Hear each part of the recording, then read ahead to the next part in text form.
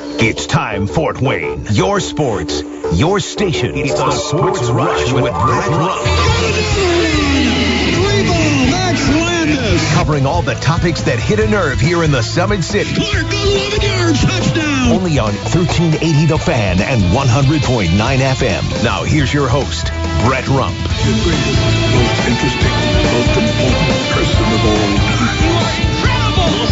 Over the one. Yeah, well, you're half right. What is this, amateur hour? This is going to be huge. I believe this is going to be our finest hour. Just when I think you've said the stupidest thing ever, you keep talking. I think that's the worst thing I've ever heard. That boy ain't right. The simplest way to put it, I have problems. Welcome to the alleged show. Believe me, just watch.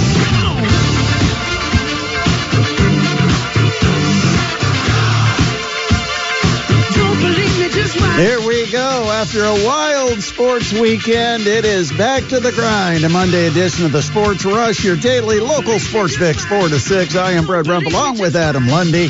And, of course, we've got you connected on the Parkview Sports Medicine text line, 260-447-8500. Let us know what's on your mind. Questions, comments, or suggestions, 260-447-8500. Coming up on the show today, we've got NCAA tournament. We've got the Crown now underway out in Las Vegas. Of course, women's basketball with the NCAA tournament still playing their Elite Eight. You've got the WNIT and good news for the Mastodons. We'll talk about that. Also coming up in hour number 2, we talked to Don Fisher. It's our final episode of 15 Minutes with Fish, presented by Hoopy Insurance Services, as Don gets set to ride off onto a golf course somewhere, hoping that the weather gets warmer. Yeah, man, I wouldn't want to golf this weekend. No, we got to get Don up here for a round of golf. Oh, that'd be fun. Let's take him out. We got the guy just loves to go around and hit the little white ball, and we've got to get him up here. We've got some great courses we could take him to. You've said it. I mean, there's an extensive list of quality courses up here to play. No question about it. But before we get there, we've got to talk to him. Yeah. And we'll do that with our 15 Minutes with Fish coming up at 5:20. So, Adam, did you get a chance to watch some Elite Eight basketball this weekend? Yeah, I did. Had a good chance, especially on Saturday, to kind of relax and take some of that in. And then it's obviously then, it was just the first two games were really boring, unfortunately, yeah. Did you see any of the women's NCAA tournament this weekend? Not a whole lot, unfortunately, just due to my so my hard cable. To keep track of, Yeah. because you've got the men playing their Elite Eight, and the women are an odd day off, and you're trying to remember, is this now an Elite Eight game or a Sweet 16 game? Right. You know, the men, it's easy. Thursday, Friday, weeknight games. And yes, Friday's still officially a weeknight, but you know, on the weeknight games, you've got the Sweet 16, and then Saturday, Sunday, it is the Elite Eight with the women. They're delayed by a day, so they play Friday, Saturday with the Sweet 16, and then Sunday, Monday, they're playing for the opportunity to head to the Final Four, which, by the way, for the women also starts a day earlier. So they've got a very quick turnaround between their Elite Eight, which is being played tonight, and the Final Four. But I had a chance to watch quite a bit of basketball this weekend, and the 4 number 1 seeds all make the men's Final Four. And here's what's interesting. So far, 2 of the 4 games have been played to decide the Final Four on the women's side. Both of those were won by number 1 seeds. So I guess the question remains, does this make it a good tournament, or does it make it a bad tournament? When you have the best of the best, the ones that were picked and expected to be in the Final Four, and they make it, and it goes chalk. Is it a great tournament, or is it disappointing because you don't have any uprises, you don't have any Cinderellas? And by the way, the other question for everybody, we should almost put this on a Twitter poll. We can. I think if you win one tournament game as a mid-major, you're a tournament darling. It takes 2 wins to become a tournament Cinderella. I don't think every team that just wins a game and pulls an upset, like a McNeese State knocking off Clemson, I don't think that makes them a Cinderella. I think it makes them a darling, because now all of a sudden everybody's saying, hey, look at this team. They're the surprise pick. Are they going to be able to get past the next opponent, which they didn't because they ran into Purdue? But Can you be a tournament Cinderella with just one win, or does it take 2 wins? How many wins does it take for a mid-major to be considered a, quote, Cinderella? 1 win, 2 wins, or more than 2 wins? We could put that together on the poll. I just did. So I wrote, how many men's NCAA March tournament wins does a mid-major school need to have in order for them to be considered a Cinderella? And your 2 options are just 1 win or 2 wins or more. Okay. Because I feel like 2 wins is getting to the second weekend. 3 wins or more means now you're fighting for a potential Final Four. Do you want me to add 3 wins or more to Yeah, there? if you can add, make it 1, 2, or 3 wins or more. Okay, yeah, because, I can do that. Because Florida Atlantic would have been then a 3-win or more type of team. James Madison would have been a 3-win or more. And maybe some people believe that's what it takes to be a true Cinderella, is somebody that cracks into the Final Four. Because this year, all we've got are number 1 seeds. Auburn, Florida, Duke, Houston. They're the 4 that are advancing to San Antonio. All right, I've added just 1 win, 2 wins, or 3 wins or more, and I'm going to post that on our Twitter page. All right, and that which Twitter page? That's at 1380 The Fan on X/Twitter. If you want to go vote on that. Okay, and then now is there a way to do you have access to the show Twitter, or is that just me? I think that's just you. Oh, okay. You'll have to go in and retweet I'll have that to one. I'll have to go in and make sure it gets on to the show tweet as well. Yeah. All right, so Auburn defeated Michigan State by 6. I don't think the game was as close as the final score might indicate. No. Auburn seemed to have control of the game pretty much throughout. A good game plan by Auburn. They immediately went to the post. Johnny Broome, they gave him an opportunity to lead them. He did, although he did leave the game for a brief period with an injury, but he was able to return, and he finished with 25 points, 14 rebounds, and Auburn wins it ultimately by 6, but they had a double-digit lead through a good portion of that second half. MSU, I'll tell you, guarding the post, this is one of my frustrations because I get frustrated over rebounding and post play because that was what I used to do. So it seems to be what I know best. And so it's what I kind of focus on. And Michigan State was just awful in the post. Post defense, low man wins. If your man is backing you in and he's crouched and giving you that butt side, trying to pound you back. I hate when that happens. Yeah. It's a little embarrassing. But yes. But you've got to be able to get low, get a strong base, and not let him just bounce. And what happens? So many bigs, and this is where I get frustrated, so many bigs stand there and go real tall.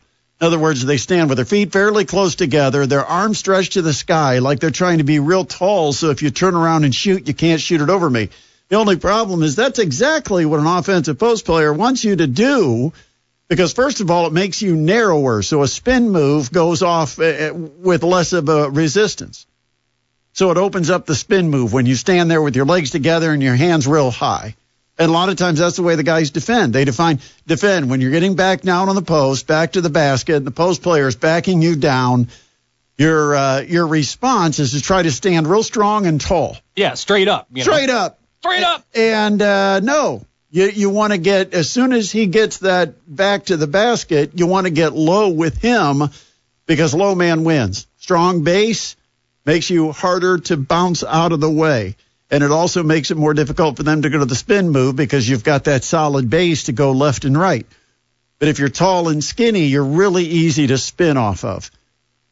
And Johnny Broome just took advantage of that. It's almost like Auburn knew that's the way the post defenders were going to defend down low, and they decided we're going to give it to him because that's where he excels, with his strength back to the basket, with his spin moves, and he just absolutely destroyed Michigan State early in that game, and then he destroyed them often with 25 points, 14 rebounds. Auburn beats Michigan State. You had Florida knocking off Texas Tech. Yeah.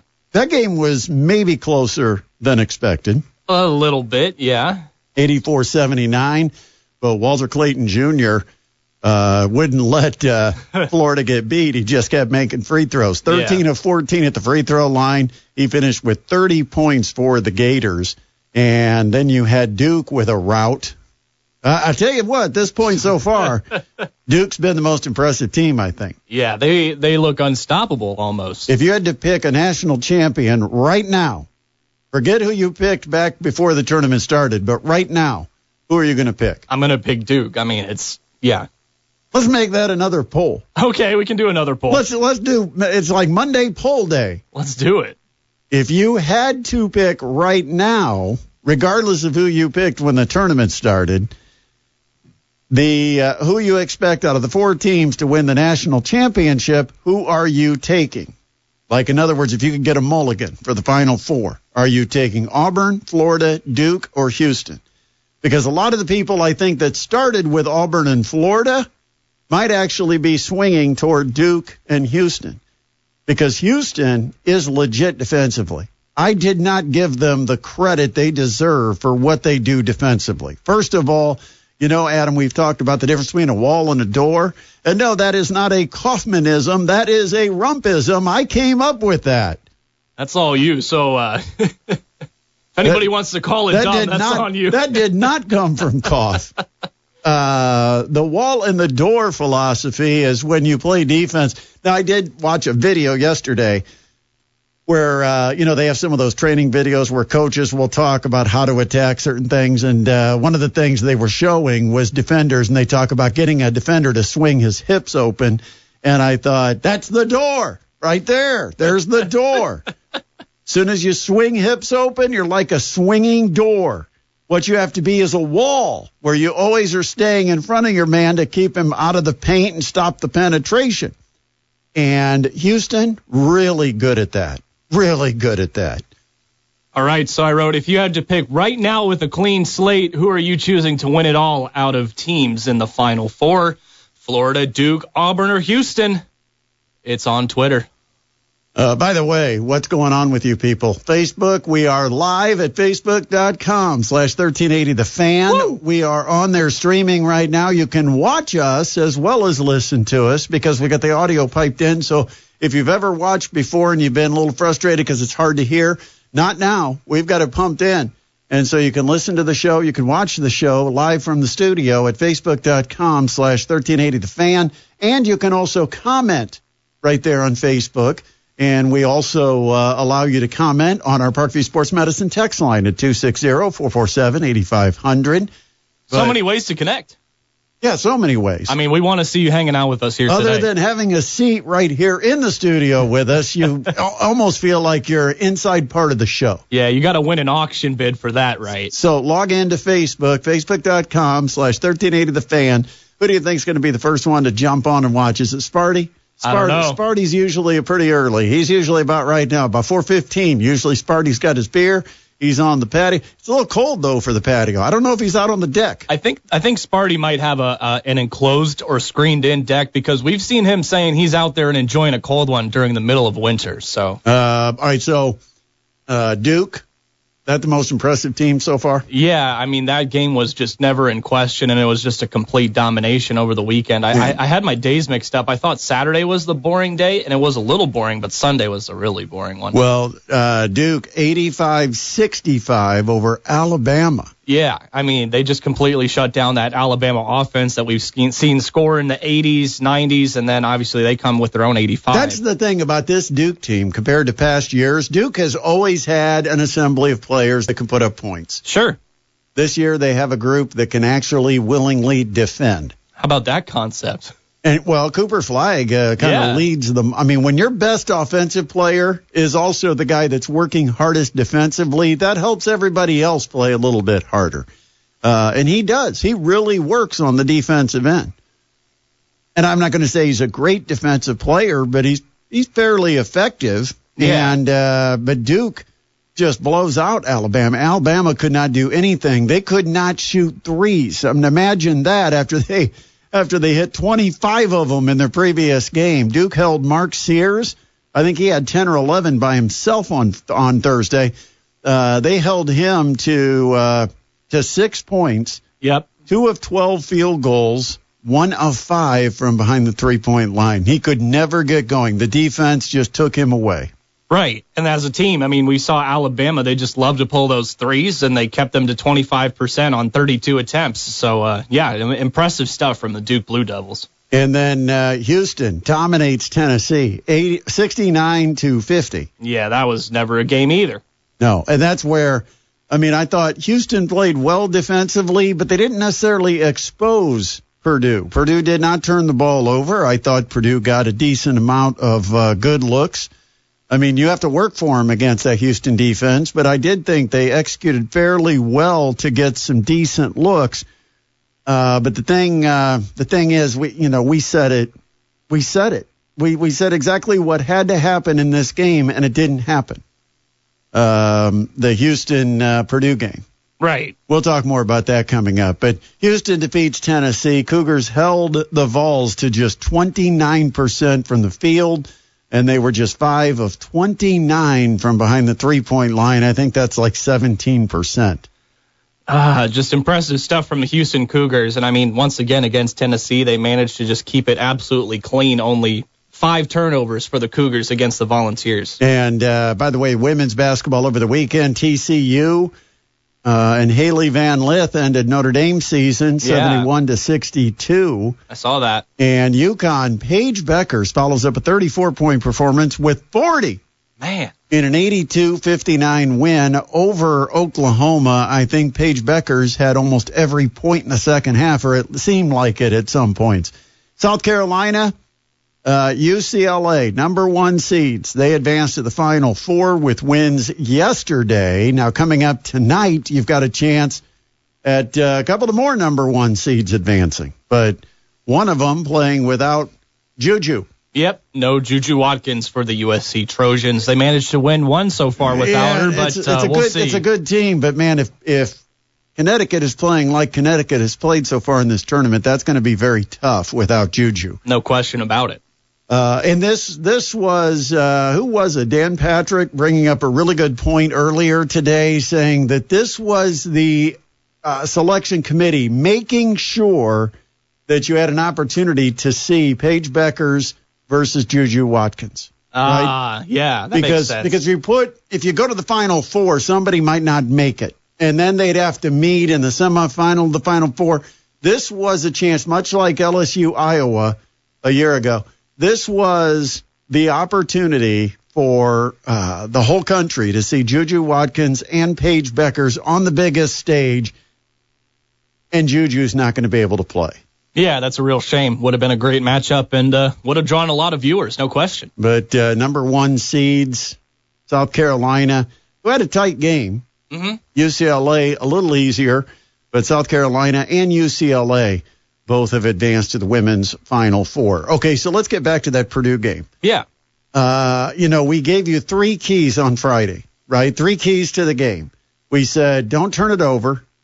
You got to rebound. You can't let Houston go crazy on the glass, and you've got to be able to hit your open threes because it's so hard to get good shots against a Houston defense. When you get them, you got to hit them. Well, didn't exactly go perfectly. No. They didn't turn it over. We'll give them that. They only turned it over 7 times, which is a great number against that Houston defense. Yeah, same as Houston, yeah. Houston seemed to just be all over the glass. 16 offensive rebounds against the Boilermakers, and then hit 3-point shots. Well, Purdue was just 8 of 27 from 3. That's less than 30% from distance. Fletcher Lawyer just 2 for 7. Yeah, just didn't get that 3-point shooting you were looking for, especially out of some of the role players too. I mean, I felt like it was going to need to be a little bit more. Just more than just Braden Smith and Fletcher Lawyer on the guard stuff, so not enough shooting. Somebody, Nick Parker's asking why I'm sporting the suit jacket today. You are looking snazzy, my man. Yes, I wanted to look good for you on Facebook. Yeah. Not really.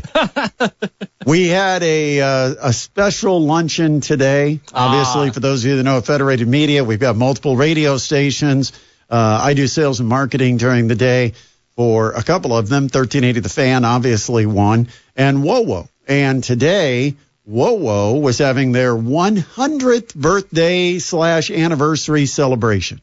Crazy. And had it at the what used to be the Summit Club downtown, top floor of the PNC Bank building. Oh, yeah.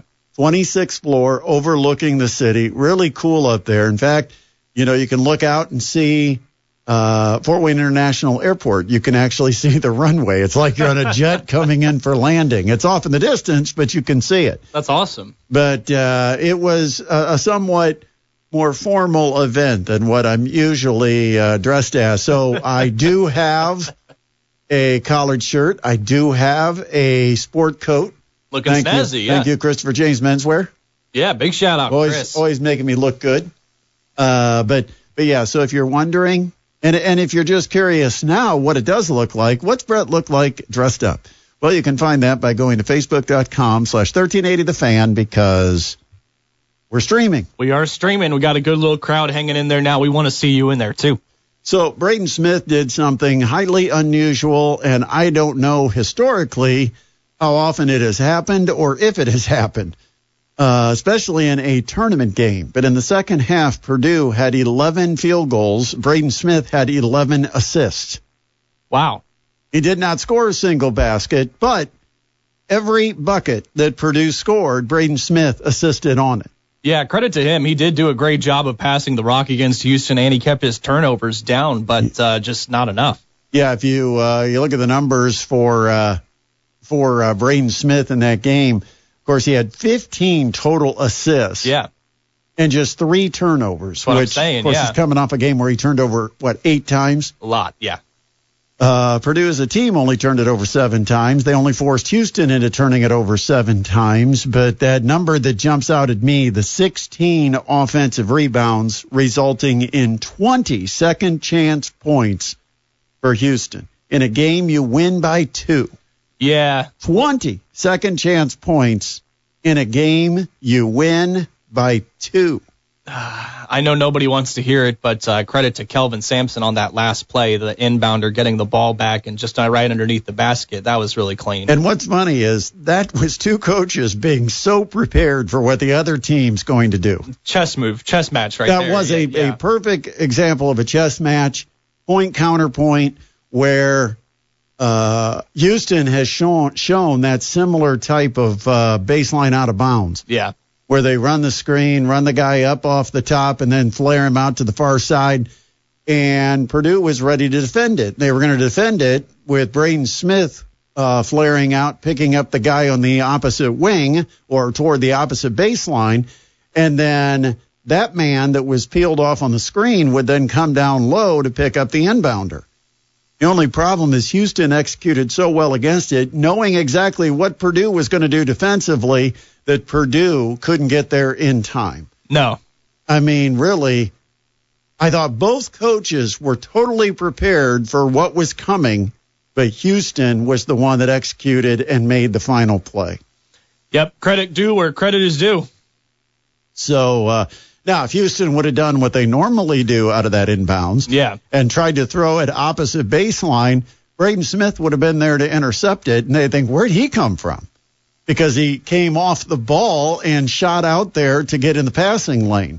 But, just credit to Houston. They executed that final play, and that's the ball game. But really, we can talk about that final play, but the game might have been decided throughout the previous 39 and a half minutes when you've got 20 second chance points for the Cougars. Yeah, that's just too many. Purdue is looking for a big. Will Berg has announced he's in the transfer portal, so this might actually help because if they can get a true big, like a 6'11", 7-foot big man, you got the kid Jacobson that was sitting out that redshirted this year, right, that was injured. Then you get a kid that's 6'11", 7 foot out of the portal, which the Clough kid from South Dakota State. He apparently has been contacted by Purdue and is expected to visit West Lafayette. Yeah. And so you've got him. And then that would allow Trey Kaufman-Renn to go back to the 4 position where you will no longer have the services of Caleb First. And then Camden Heide can move back to the 3 because Miles Colvin has announced today he's going portaling. You taking my updates, brother? I don't know if we got time. I don't even know if we got time for updates anyway. That's okay. But, yep, Miles Colvin has entered the transfer portal today. Indiana has a player that's entered the transfer portal. Am I going to steal your No, you're story good on that, too? You're good on that. Yarden Garzon. Garzon. It's actually, I think, Garzon. Okay. Yarden Garzon has entered the transfer portal. She was the Hoosiers' leading scorer this year at 14.4 points per game, 5.4 rebounds, 3.2 assists, and 1.3 steals. One of the best shooters from distance and long distance in the country. And she announced she's going portaling. So. Yep, a couple players leaving from Indiana women, but we'll see. Well, they still have rostered players. So yes, they're ahead of the men. Yeah, they're ahead of the men. Men getting a lot of visits today and tomorrow. Yeah, I've been seeing that. You've got, Ryan Conwell. Yep. He's scheduled to visit. You've got Flory Badunga. How about that? Yeah, we'll talk more about some of the transfers. But, it's some big news with some big names coming in and visiting IU. And apparently there's not a lot to visit because we'll talk to Don Fisher later. And full disclosure, in case something comes up, because I even say it during the interview, that we had to interview him this morning. Mm-hmm. And so we didn't know if any portal news would be breaking, and we didn't want to act like we were a couple of ignorant you-know-whats because we were ignoring the big portal news.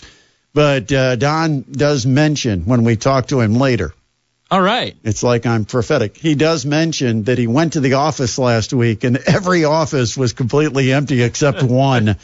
And so they still don't have a staff, although there's some names that are starting to circulate. They've got a recruiting coordinator that apparently is being hired out of Cincinnati, which more or less is probably just somebody to help coordinate the visits for these guys. Sure. So when they're coming in because the normal routine for a visit is you have a player or two that becomes the host that takes the incoming recruit around, shows them the campus, shows them, what the kids do on campus. Indiana doesn't have any players. No. I'm hoping they're adding to the and they got NIL. a coach that doesn't know where all the hot spots are, so he can't really give a tour. Maybe they're adding to the NIL pot with all the money they're saving on electricity right now because all the lights are off. Yeah. But anyway, 260-447-8500, the Parkview Sports Medicine text line. Also on Facebook, facebook.com/1380, The Fan. Still coming up. We've got more on Purdue, but it's Purdue-Fort Wayne women's basketball. Woo! Got to tell you, it's been a busy weekend and a little bit of a surprising weekend. We'll tell you why. Also, more portal news as we get through the hour.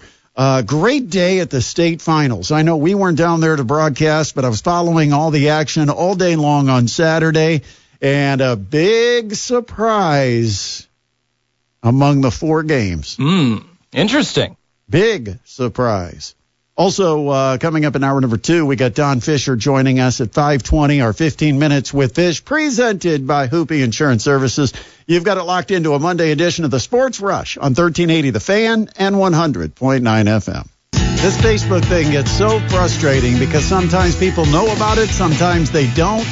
So if you're listening right now and you'd rather be watching, we don't care. Any way you want to stick with the show, you can watch it today. It's on Facebook.com/1380 The Fan.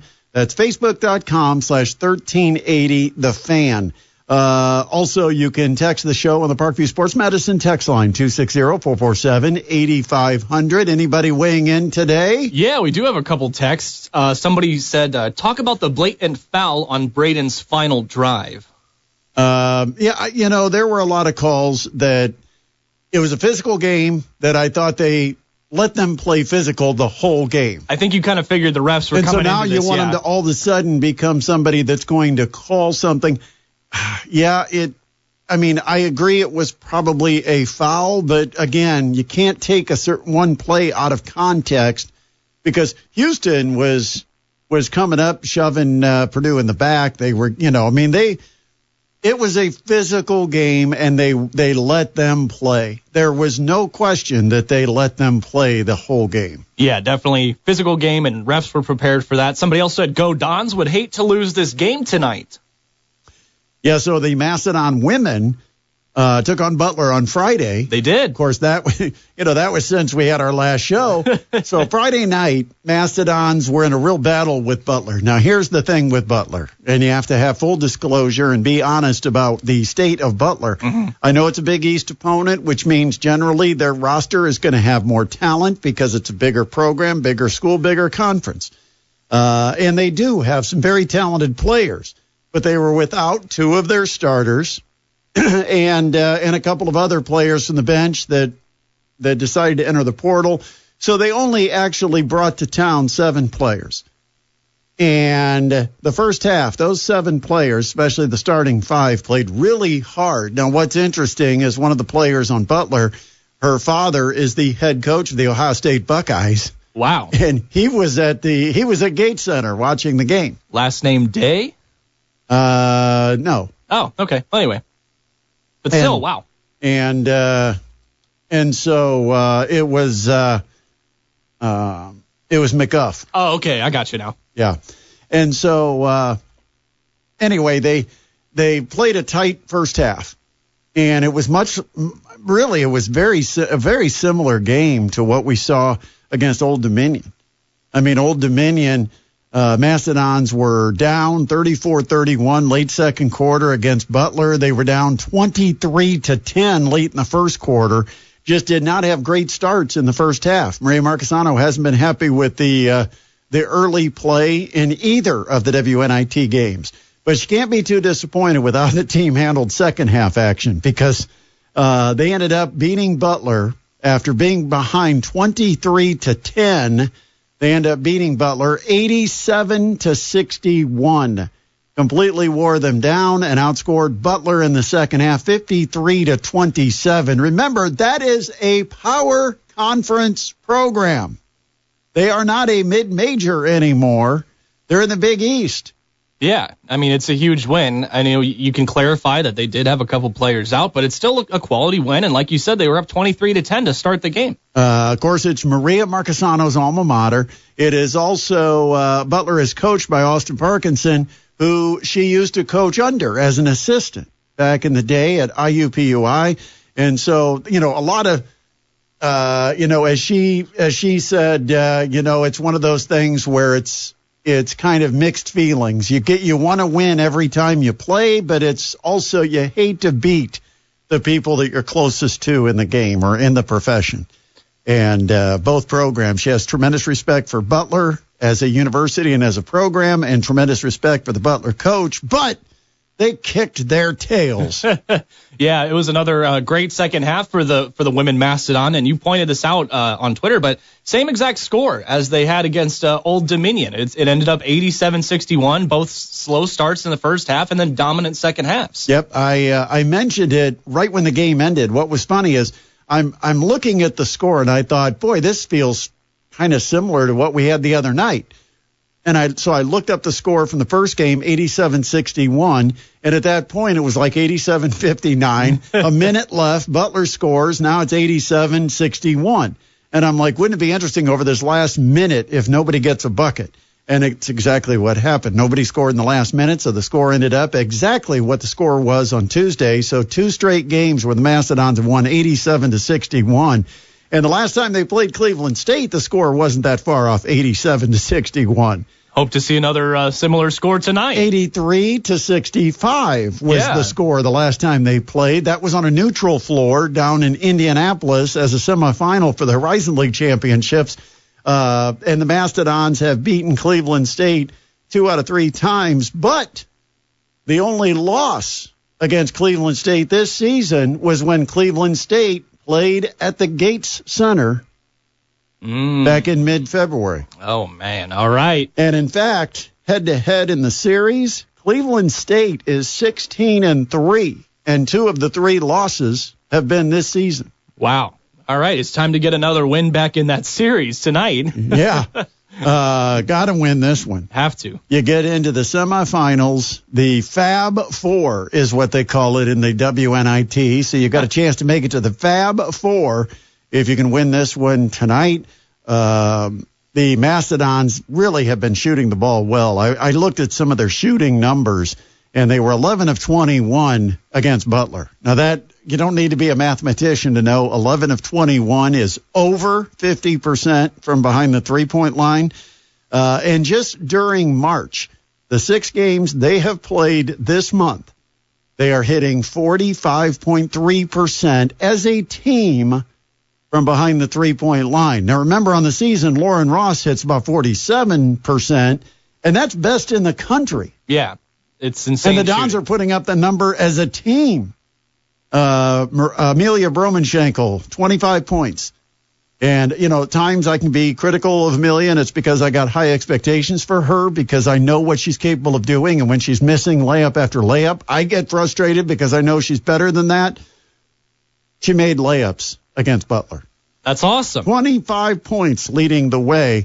And so tonight they're back at the Gate Center against Cleveland State. It's the 4th meeting of the year after the win over Butler in the Super 16. It's on to the, what's it called now? The Exciting 8 or the Great 8? The Great 8. That's right. It's the Great 8.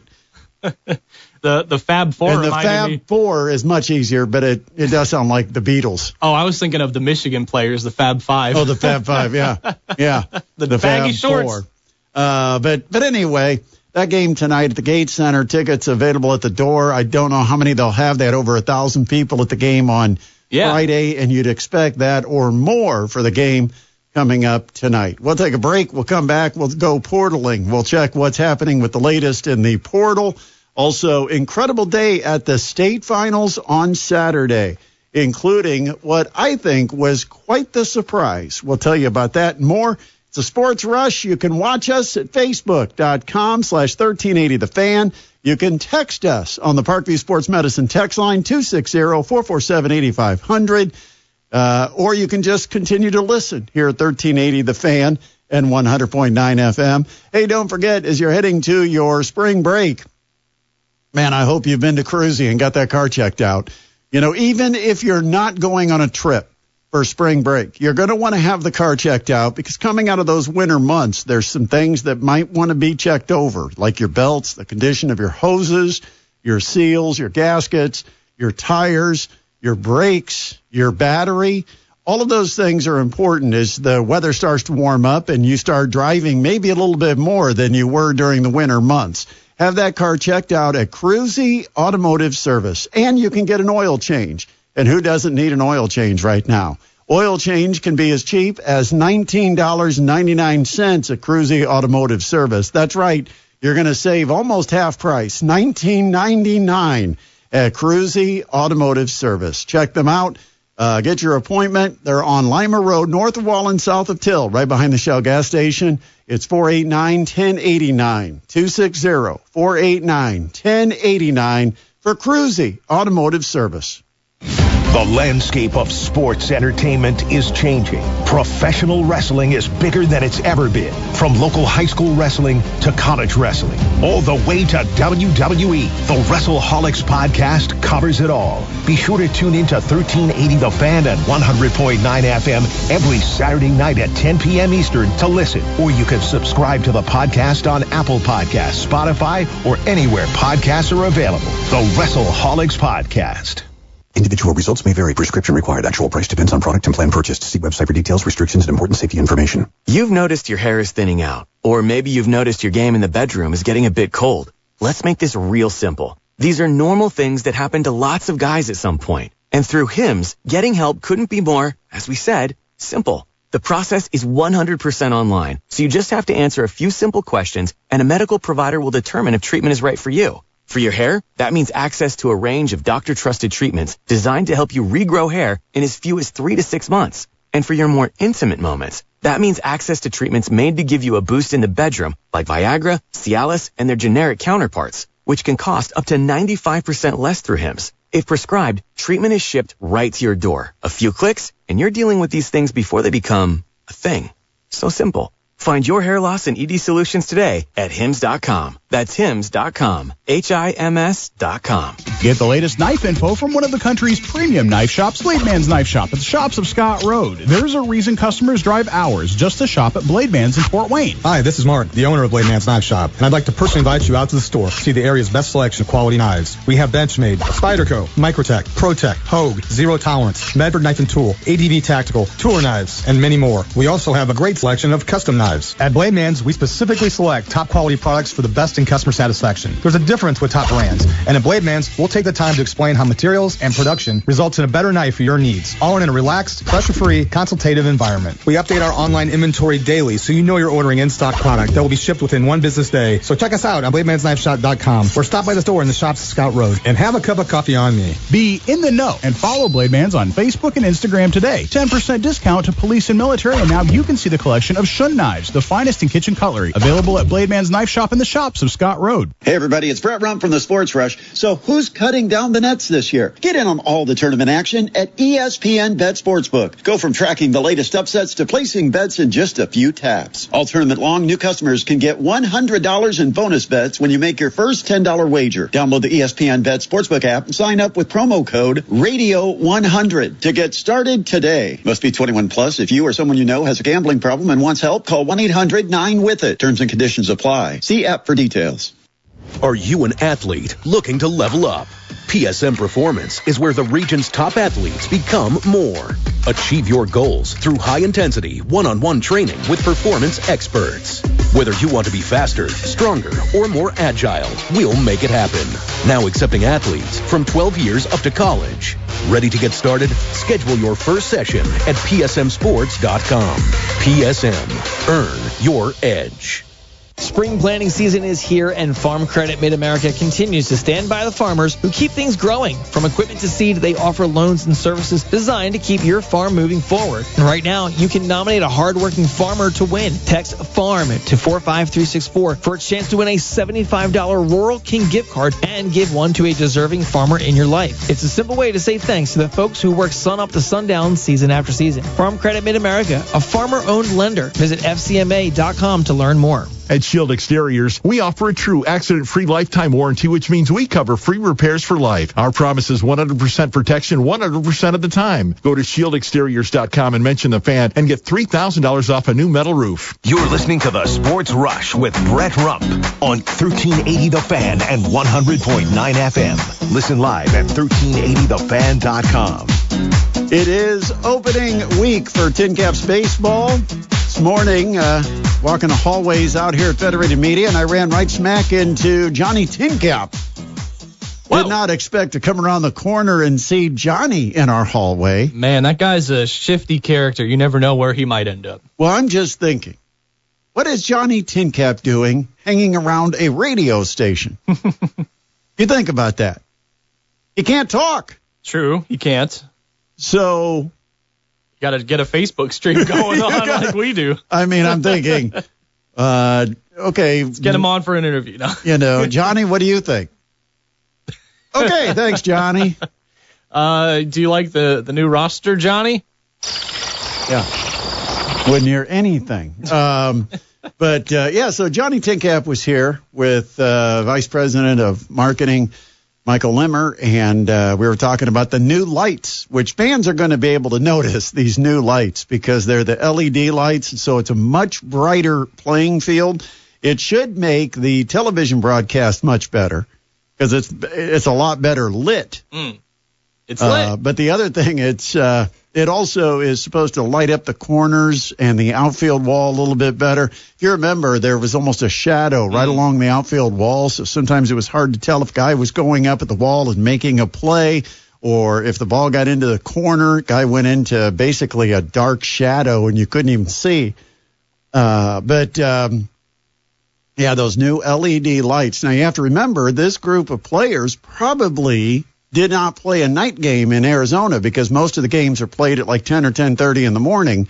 They get them out of the way before the Major League Baseball games. And so they played primarily day baseball up to this point. And so I asked Mr. Limmer, is the team going to be practicing at night this week to prepare under the new lights? and he was not sure what the practice schedule was exactly, but you said that the Tin Caps are on the field now. I don't know if they'll be out there until it's dark. I don't know if they'll be out there that long, but yeah, as of about 7 minutes ago, some of the team is out there on the outfield getting in some fielding practice, it looks like. Getting used to playing in the cold weather as well. Yeah, it's a cold day for practice. That's got to be a shock to the system when you've been playing 3 or 4 weeks of baseball in Arizona at 85 degrees, and all of a sudden you're sent to the Midwest where it's barely 40, if it is 40. Wind chill down to 30 probably, yeah. So Tin Caps will open up the season coming up this Friday, and that means we've got Tin Caps baseball returning to the airwaves. Fantastic. Mike Maz is back for his 607th season of Tin Caps baseball. Oh, stop it. The young blood is up and coming in the broadcasting world, and I'm ready for another season with Mike Maz. Mike Maz is like a big bear. He never leaves the press box. He just hibernates up there for a few months, and then they come in the spring, and they give him a kick or two, and he's popped right up to his feet, ready to go. You love to see it. Ready for some Tin Caps action starting this Friday. At Parkview Field. Actually, Mike probably would have preferred to hibernate this winter. He's had kind of a tough off season, but great to see him ready to go with the action starting this Friday. And is it Jaden Taylor? I'm just making names up. I'll confirm here for you. The new voice sidekick. Yeah. Or as they said last year when someone was up there doing a live stream, I think our intern Ross went up there and did a live stream and introduced him as Mike Maz's assistant, which isn't really the case. But it is Jaden Taylor. When we're ready, Jaden Taylor. We're ready to welcome him to the Tin Caps family as well. Yep. So he'll be on the broadcast this Friday with Mike Maz as the Tin Caps open up the season at home against the Lugnuts. The Lansing Lugnuts. Jesse Goldberg-Strassler is going to be here. All right. So, we'll have a good time. Hope to see you at the ballpark this weekend. What's our weather forecast at this point for Friday? Oh, man. Do we even want to look? Well, see what you do is you act like you look, and then you say sunny and 65. I wish I could say that. I know. It's in the old days, I'll give away an insider secret. In the old days, back in my day, you might have stretched the forecast just a bit to make it sound a little better if you had some type of an outdoor event at the radio station. Okay. So do you want me to lie or not? No. Tell us the truth. Friday. Mike Nutter's actually pretty understanding about the weather forecast. Yeah, Friday we do have a high of 54, low of 42, mostly cloudy. Around game time, it should be around 53. The accessibility of getting a forecast now for everybody with the apps and stuff. They know. Yeah, it's not like we're going to be able to fool them. No, I don't But think back then, you could fool people. You could convince them if it says 54, you could convince them that it was going to be 58, 59, yeah. Back in my day, you could lie about the weather. Yeah, you just kind of stretch the truth a little bit. Little white lie. Mostly cloudy, might have become partly cloudy, just saying. But I know fans, regardless, are going to be bundled up and ready to go. It's going to be a fantastic atmosphere Friday night. Yeah, they always get great support. You always tried to spin the forecast to the most positive you could if you had something going on. All right, we'll take a break. We're going to talk portal news. We're going to talk state finals. And a big name hits the portal for IU women's basketball. That's all coming up. Plus Don Fisher in our 15 Minutes with Fish. Another hour taking you home on a Monday. It is the Sports Rush on 1380 The Fan and 100.9 FM.